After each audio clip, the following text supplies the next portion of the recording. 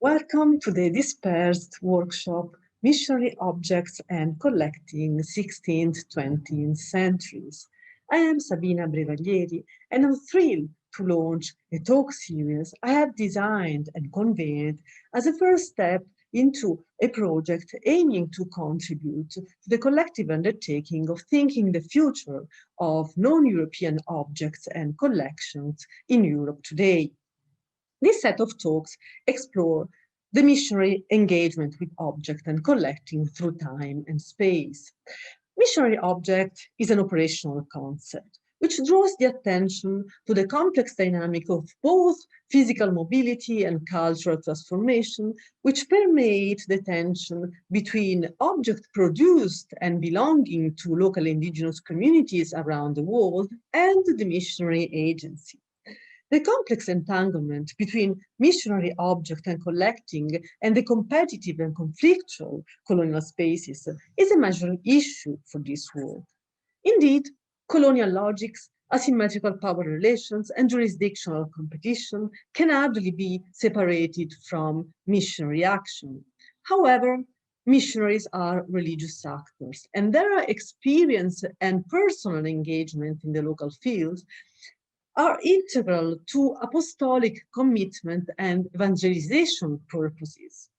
Religion emerges as substantial driving force in shaping a complex meaning of missionary objects, as well as in continuously reconfiguring them and their context.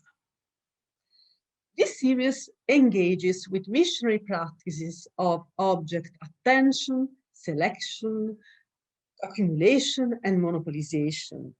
Creative practices of resistance, keeping alive the indigenous worship, have been addressed, as well as anti-idolatry campaigns aimed at the physical material destruction or epistemic aggression of the sacred matter.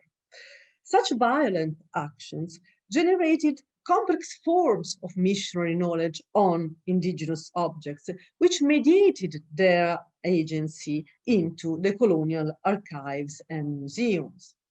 Missionary travels and circulation across the world triggered complex perception and reception dynamics. Display and exposition create new publics. Competing patrimonialization processes underpin the current question of object preservation as an entangled right the objects embodies. The talks investigate South and Mesoamerica, Philippines, China, Ethiopia, the Congo, as well as Italy and Rome. The series provide the possibility to compare different forms and situations of missionary engagement by focusing on Franciscans, Dominicans, Jesuit and Capuchins, as well as Saverians. The talks argues for a long-lasting missionary attention to objects and engagement with collecting practices. Still existing objects today preserved in European museums are being addressed as material evidence of discontinuous and often invisible dynamics of both eradication and sedimentation, which reconfigure their meanings, uses, and values through time. Therefore, talks trace back to the 16th centuries and early modern times, aiming to unravel object histories and meaning well beyond the culture of curiosity. Within this framework, the 19th and 20th centuries missionary museological thinking have been addressed, and under-investigated missionary museums imbued with ethnocentric connotation and strong colonial imagination are being explored. These exploratory series concentrate on the Catholic world to draft both an innovative research agenda and new methodological tools, which has to be expanded through comparison and entanglement with other denominations and religions. This dispersed workshop represents an attempt to overcome separation between disciplines and scholarly communities and foster dialogue, cooperation, and partnership between universities and museums.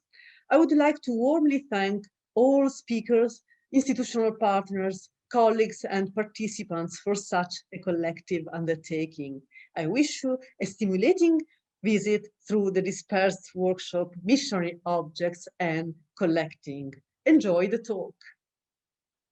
And today I will tackle our issue of the missionary engagement with objects and collecting from the Roman perspective.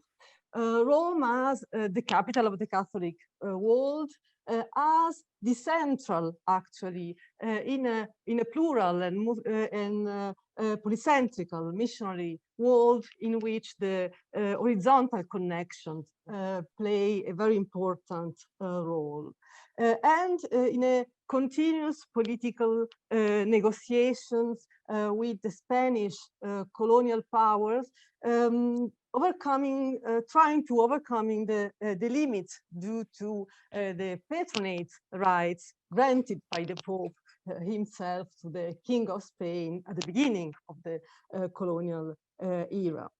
In my talk, I'll address Rome as a site in an actual archaeological sense, where documentation had been produced in relation to the missionary world and accumulated, but also lost, dispersed, and sometimes even destroyed.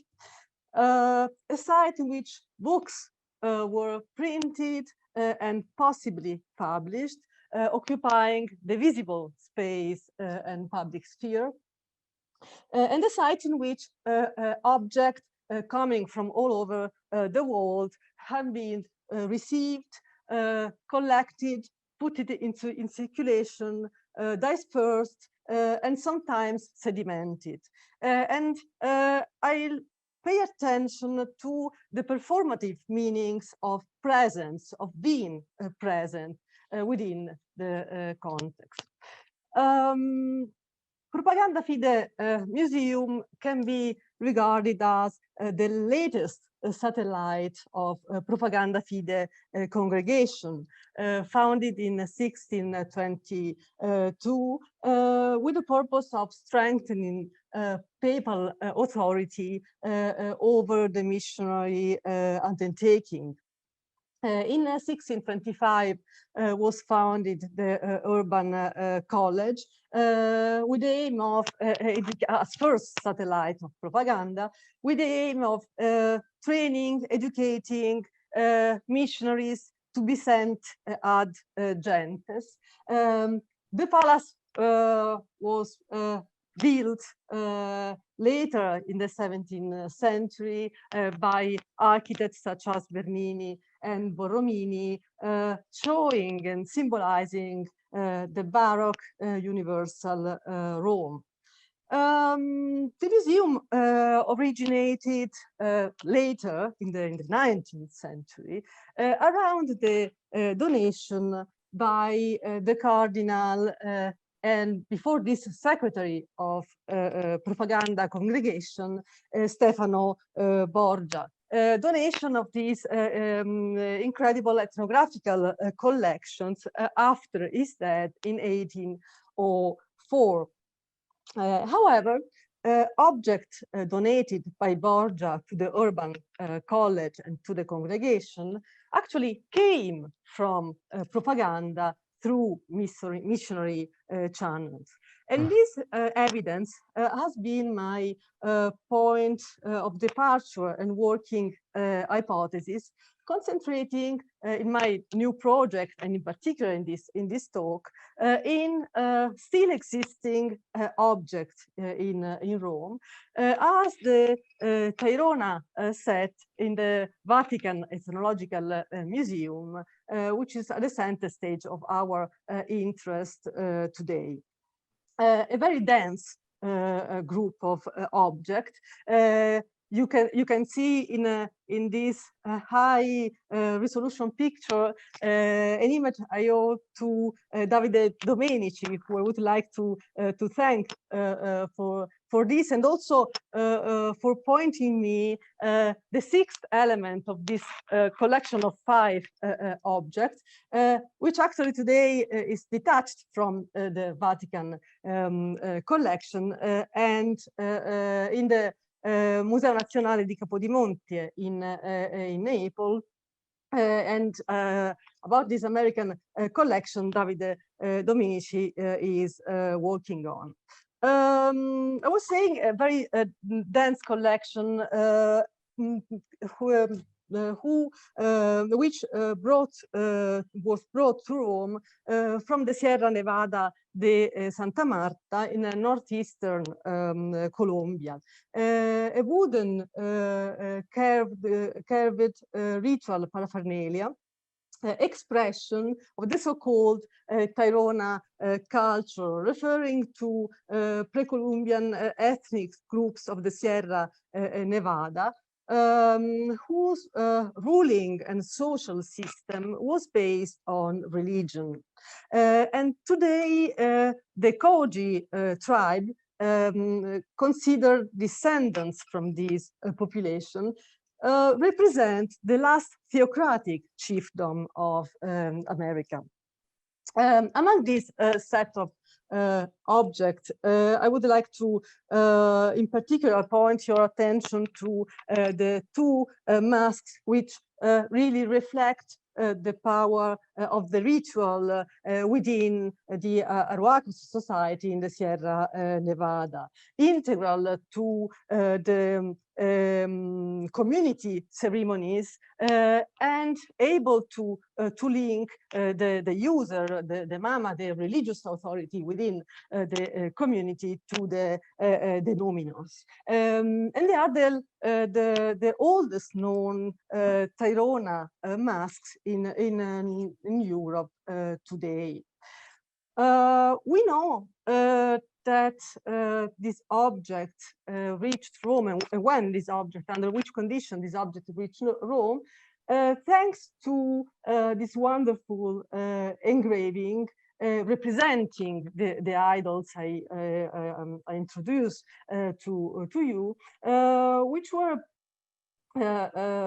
took by in the Sierra Nevada by the Augustinian friar Francisco Romero and brought to Rome in 1693.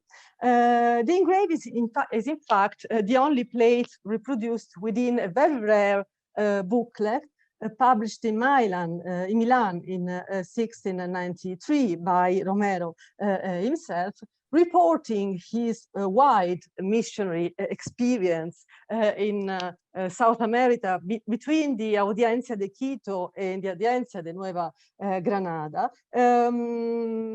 His experience as a wandering missionary and claims in favor of the American population against the colonial government and administration. A work expected to be submitted to the King of Spain by the missionary as his American subject, because Romero was actually born in Lima and was Creole. A very complex work which has to be carefully investigated well beyond the possibility and the scope of this talk. Very few copies of this work, this booklet exist in the world. No one in Italy, and I will be back on this point later. Few in different parts of the world, and among this small group of booklets, some presented the engraved, colored engraving, as this example I show you, which comes from the Benson Latin American collection in the Texas University Library at Austin. And I would like to thank Dylan Joy, Latin American archivist of the library, for having allowed me to present this colored engraving to you today. In 2009, the Vatican Ethnological Museums was inaugurated, and a new display of the museum was inaugurated and renamed with the title of Anima Mundi, within a valorization operation launched by Pope Francis, insisting on the same dignity that works of art and cultural production from all over the world shared within the museum. On this occasion, the Tairona set was identified as foundational for the museum itself, retracing somehow the institutional foundation date for the museum, which is, as we know, the 1926, traced back to the 1690s, when this object came to Rome, brought by Romero.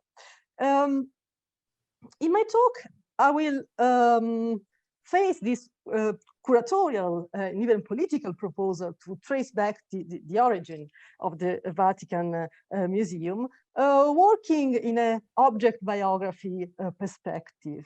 My talk focuses on the 1693 as the year, the moment when Romero brought the object to Rome and presented them directly to the congregation of Propaganda Fide, as this document I'm showing to you confirms. This is a Spanish, actually printed sheet, but conserved in Rome within the archive of Propaganda Fide.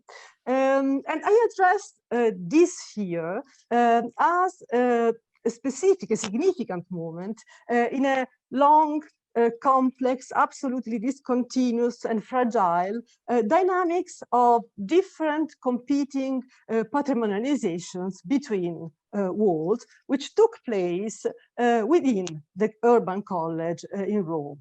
A single span of an extended and dispersed process, this continuous process, that none of the actors involved in it through time could grasp as a whole, with an important exception of the objects themselves, which embodied it at that time and today.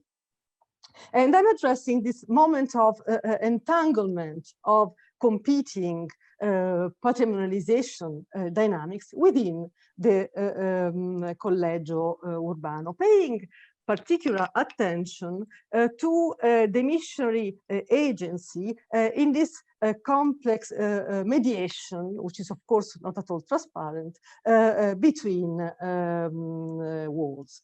And then to the object agency, claiming for what I tentatively define as a new right to endure as an entangled dimension emerging within from this process of negotiations occurring within the archive. I organized my path in three steps. I'm already realized that would be too long, and I will concentrate on part 2 and 3, in particular, the process of sedimentation of the object within the urban college, and then the negotiation process emerging from this situational entanglement within the archive. Just anticipating very briefly some point from the previous part, which can be useful to take to have it into account. In particular, the idea of reverse travel to Europe as actually a long-lasting phenomenon, which provides the missionaries with a resource and a communicative bypass between worlds. Making them able to claim in Europe in front of the king and the Pope. missionary river travels implies collective of actors, papers, and objects, and circulation of missionary objects which reached Rome in this way was also a long-lasting phenomenon, which occurred by interconnecting individual actors and the court, scholarly interests, and institutional duties and belongings. And this is exactly the same logic we can find when our object, the Tairona object, reached Rome in the 1993. Within the congregation, objects flocked to Rome. The secretary of the congregation received usually them and redistributed put object received by the missionary world into circulation along patronage and familiar networks, as did the secretary Odoardo Cibo during the year preceding the arrival of the Tairona object, who is a relevant figure within the congregation, is the soul of the congregation. And this is the position, this is the point that I would like to stress, the position which Stefano Borgia would have assumed more or less 1 century after.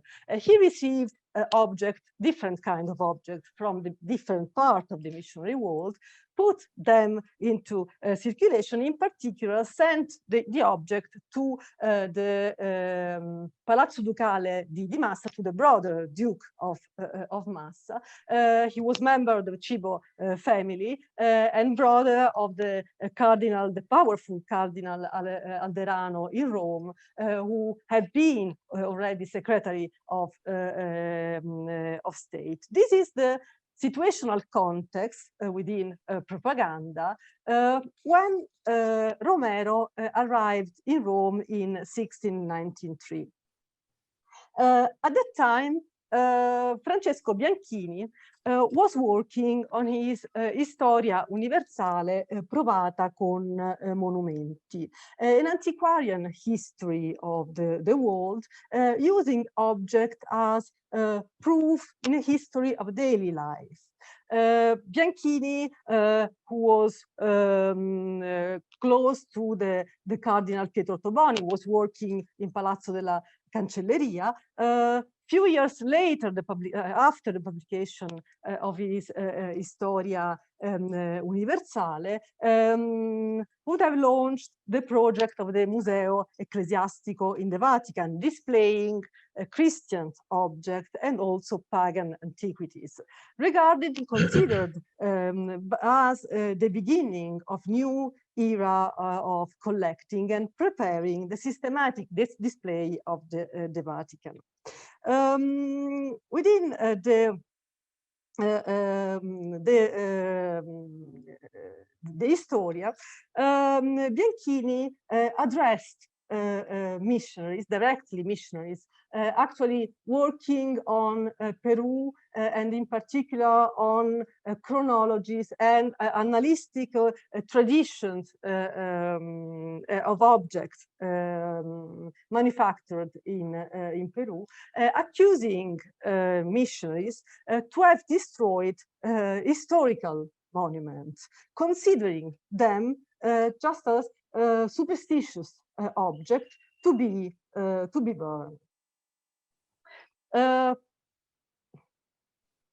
In parallel to Tairona objects arriving in Rome in the 1993, another missionary brought idols from another part of the world, from Congo, Andrea da Pavia. And the secretary, Cibo, was involved as usual in this reception.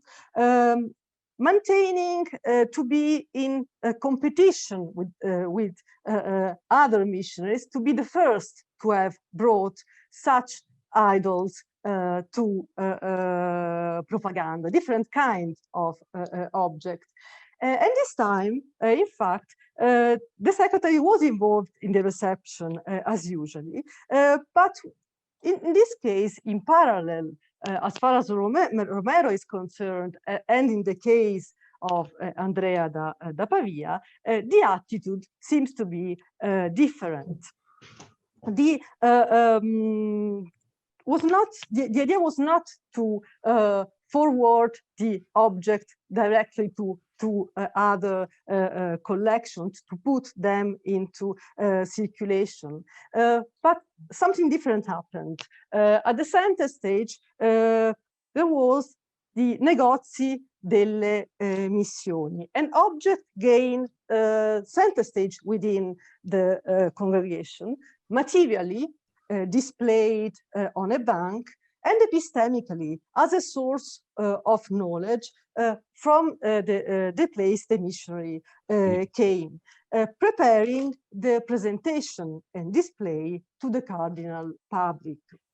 Una mattina mi mandò a dimandare e volse Monsignor Cibo che allargassi quegli idoli ed strumenti sopra un banco e che ad uno gli dessi la cognizione per poterla esso ancora dare in pubblico a tutti i cardinali di propaganda in voce e in scritto, e desiderava di vedere e sapere tutto per i suoi fini santi, che aveva di far vedere a quelli mentissimi cardinali ciò che operavano i poveri missionari.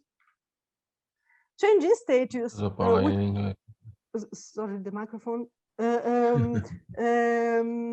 Changing status, which concerns also a changing attitude as far as the missionaries is concerned. They lost control on the object, were not able anymore to extract objects from the congregation and donate objects on their turn to patrons and friends.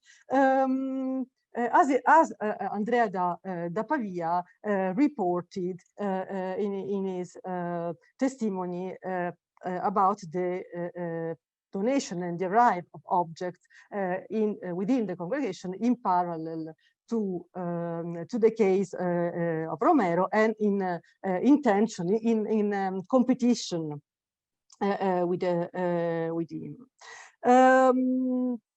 Within the congregation, both in the parallel case and the entangled case of Romero from Sierra Nevada and Andrea da Pavia from Congo, the work on superstition was ongoing, involving also the Inquisition, which was not particularly typical. The relationships between the two congregations, the two universal congregations, were very dense and very effective. In particular, in some cases, as the superstitions, which is a fluid and complex category applied both in the case of heresy and paganism. Missionary objects were still kept into the Collegio Urbano, close connected to the papers produced within the congregation on occasion of this arrival. They were not anymore collectible objects to be sent and to be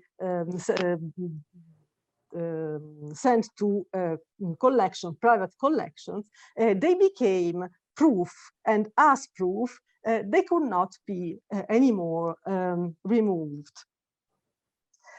Wooden idols brought by Romero, as well as the idols brought in parallel by Andrea da Pavia from Congo, were tidied up with invisible strings to the archival papers, which will produce at the same time, and which we are reading in the slides. as they are closely linked within the congregation of the Inquisition, the superstitious medals collected by inquisitors in Italy and materially tidied up with strings to papers. As we can see today, still today, the medals were not extracted, could not be extracted and separated by the documentation because they are proof. A similar invisible tie connected the wooden idols brought by Romero and the idols brought by Andrea da Pavia to the papers within the congregation of Propaganda Fide. Outside the congregation, but very close to it, the name of Bianchini recur and occur within the act and the documents in Propaganda Fide. Bianchini insisted on the idea of material evidence as proof, going beyond the artistic implication, the aesthetical implication. And this was the time, and he was at the time also involved and inspiring a densification process concerning the material dimension of culture. In the case of Bianchini, in particular, written cultures, we ended up close to the congregation with the Spinola edict issued in 1704 by the Cardinal Giovan Battista Spinola, who was also a patron of propaganda, in particular propaganda library, and which can be regarded as the first act in an intensive papal legislation on preservation matters, which goes beyond the idea of art and antiquities by pointing out the cultural values of writings and documents in their materiality, in their own materialities.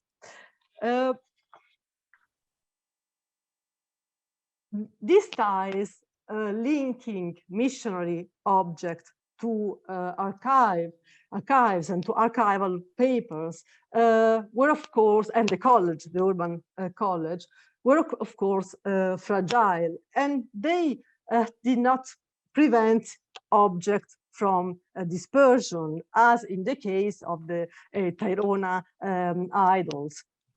1 century later, when Stefano Borgia became secretary of the propaganda congregation, the objects, the Tairona objects, were extracted from the college and once more transformed into collectible items, entering the collection, Borgia collection. However, these fragile ties linking objects to the papers and to the archives should have been working within the urban college, within the library of the archive of the college, since actually the Tairona set did not stay in Borgia collection until his death and then donated to propaganda. Only 4 years later, and after the nomination, Stefano Borgia nomination as secretary, when he probably extracted the object from propaganda, the objects were brought back to the college, into the library. As this wooden tablet shows, which is today still attached to the groups of idols collected in the Vatican Museum, as well as the one of the two existing copies in Italy of the engravings, which I have described at the beginning, coming from the booklet published by Francisco Romero. We saw a densification process, let's say, occurring within propaganda, within the archive, and linking the Tairona idols to the papers.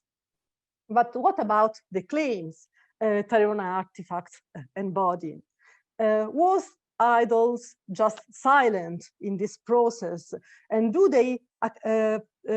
they actively intervene, react, and resist in this fragile process of linking objects to the papers as proof of superstition, and how this resistance could be retraced within the archive.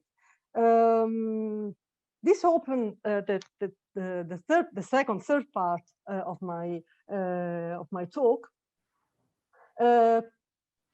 focusing on the missionary intermediacy in this process, as can be retraced into writing.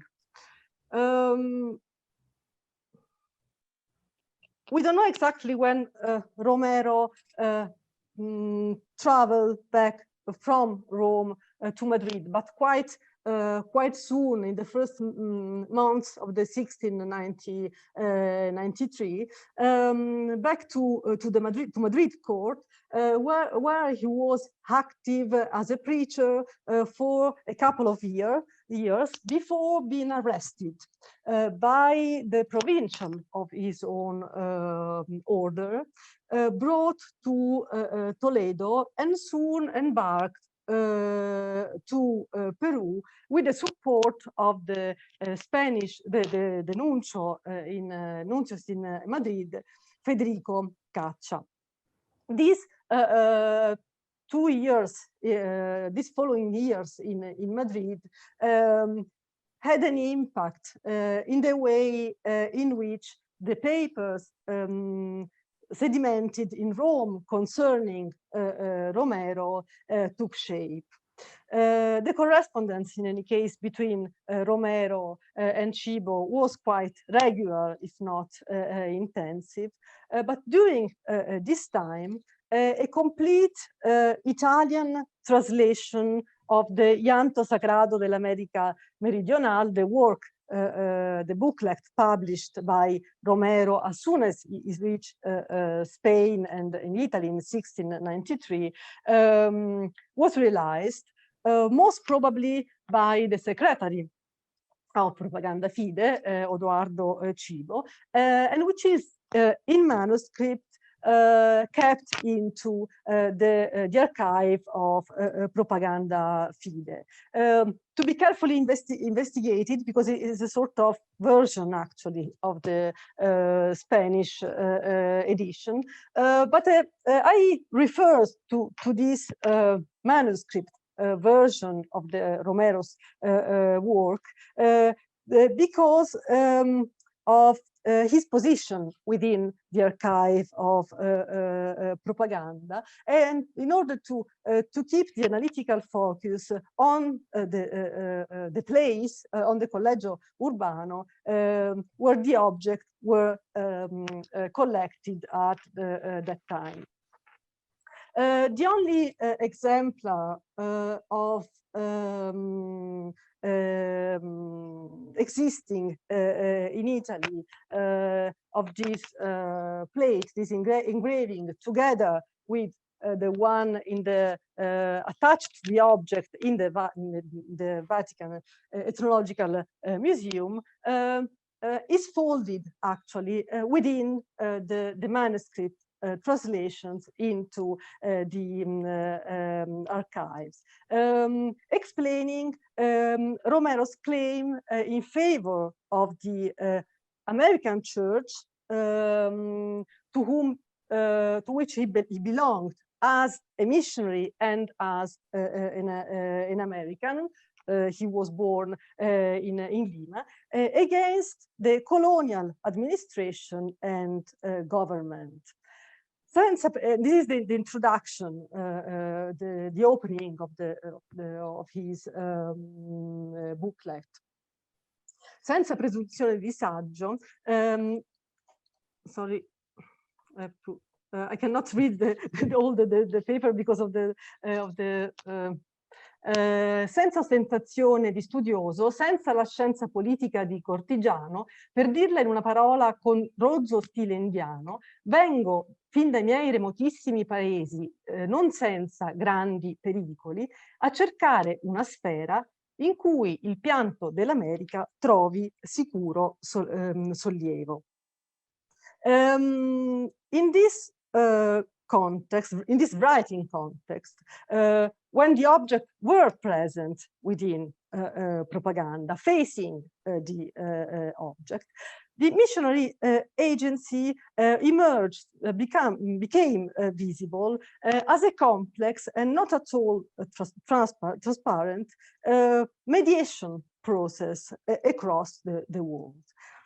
And I try to focus within this booklet on the different situations in which Romero engaged with indigenous objects, with the aim of grasping within the writing and through the missionary writing, indigenous agency and object agency.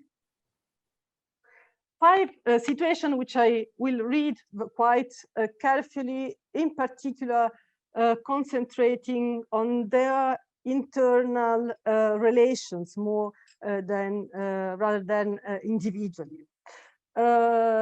Destroying the temples and the idols.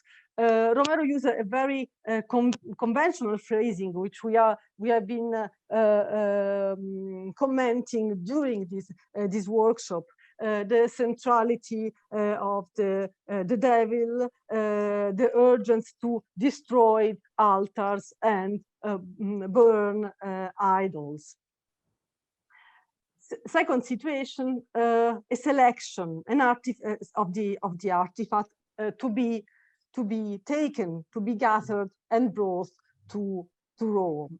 There are, of course, our idols, which have been represented into the print, and will come to the print in few moments. But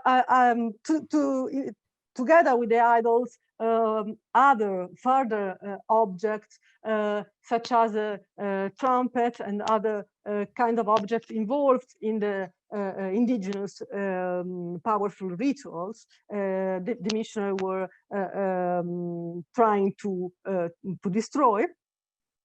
But also, and I would like to point your attention on the last part, gold objects, which actually were not taken by Romero.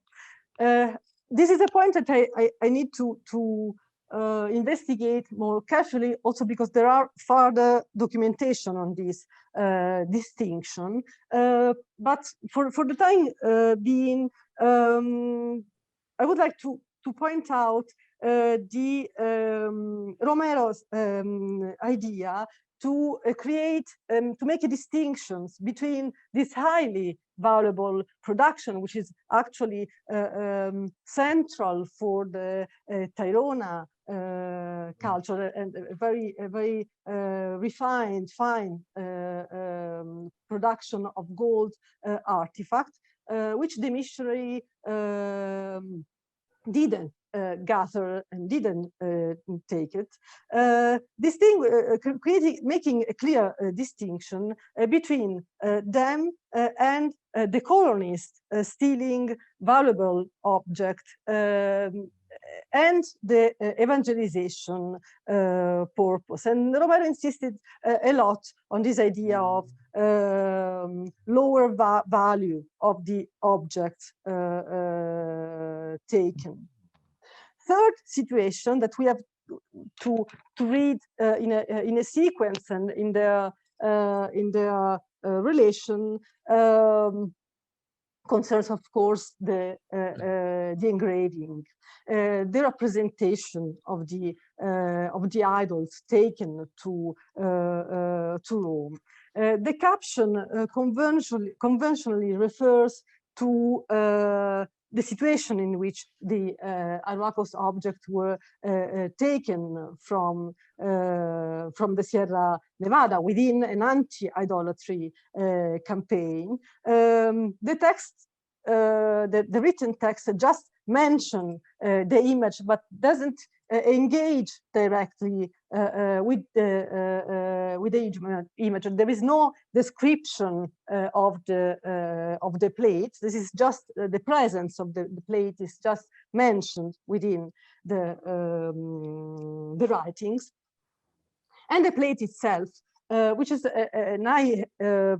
another very dense object, which needs, of course, an inquiry in particular into the condition of production of this specific work. Was it sketched by the missionary himself, or has been inspired by a long tradition of ethnographical representation, European representation in Europe, which at that time was still mostly the debris collections of regarding America, which in fact was used also by Bianchini in order to address the objects and American idols. My working hypothesis is actually that both contexts, either the European one or another closer to the indigenous meaning, is present in this iconographical representation that needs much more investigation. Two contexts actually within the same image, which I will address as an epistemic image, representing in a European context in the general framework of the picture, and in the ritual situation, let's say, which is quite close, kind of image we know from debris collection and similar work. And a second context, which actually report the awareness missionaries have of the ritual context to which they were intervene, which concerns the objects themselves, which are actually portrait more than represented. We are and the engraving was in presence of the objects themselves, and we can compare them. They are the same object Romero brought to Rome on an altar, which needs a closer investigation as a base for the object, but which can be also understood as a vessel actually for the object themselves. My working hypothesis could be framed by two other existing objects. One, an indigenous one, which has been investigated by Augusto Oyuela Caicedo and Manuela Fischer, and I'm very glad that she should be here today, displaying the temple as a vessel containing actually the object, and explaining the relations among them, connected in a circuit, meaning displaying seasonality.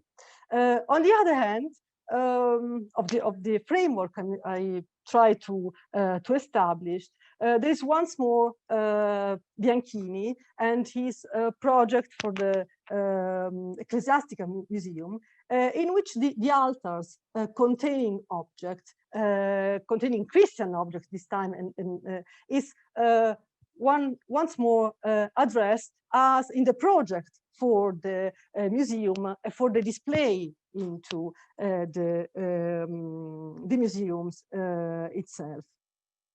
This is the third situation. The plate is the third situation which Romero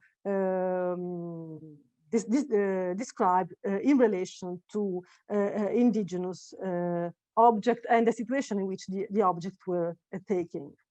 The fourth, connected to the following one, is the encountering to the cacique of the community, who is named by Romero and very carefully described within the booklet, insisting on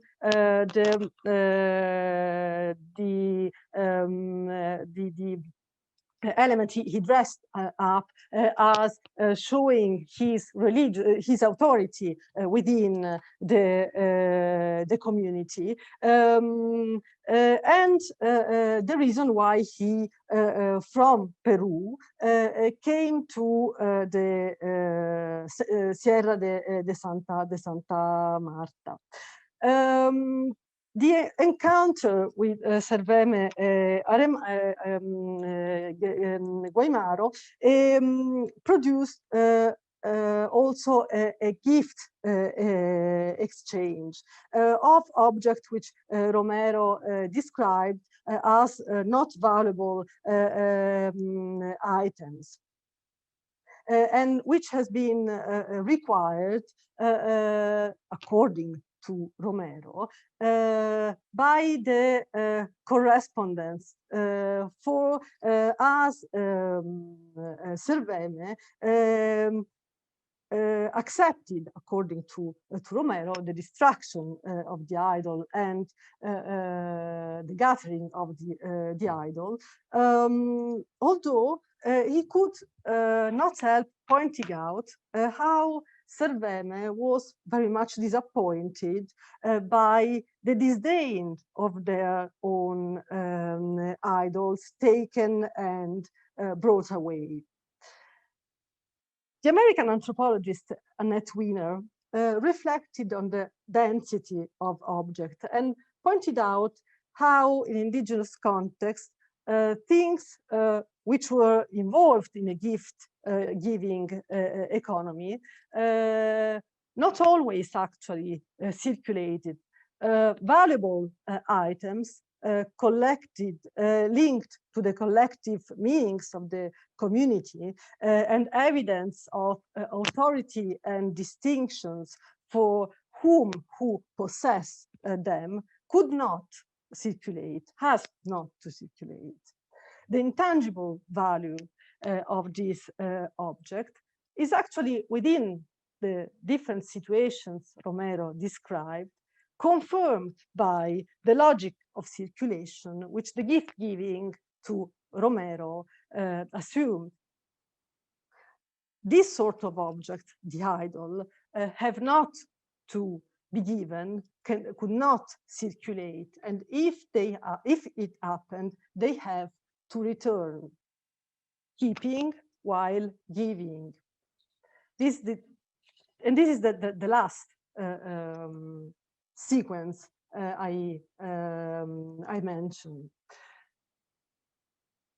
Between the archive, and I come to conclusion, between the archive and the library, propaganda papers, the image, and the object collected within the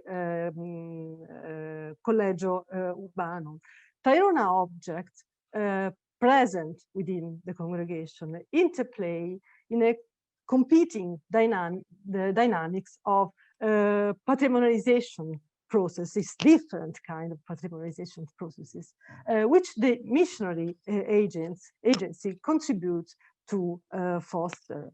And now a new entangled right to endure emerged within the congregation, within the college, which Tairona objects keep on negotiating across time.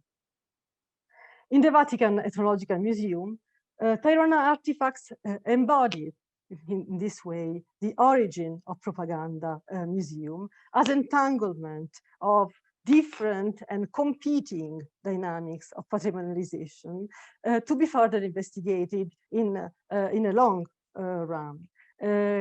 They claim for a museological approach able to make sense of their density and for making room for their entangled right to endure. Thank you very much for your attention, and I'll be very glad for any comments and reaction critics that can emerge from this discussion, being a first step into an absolutely complex case, such as the one of Romero's and indigenous object collected at the end of the 17th century within propaganda.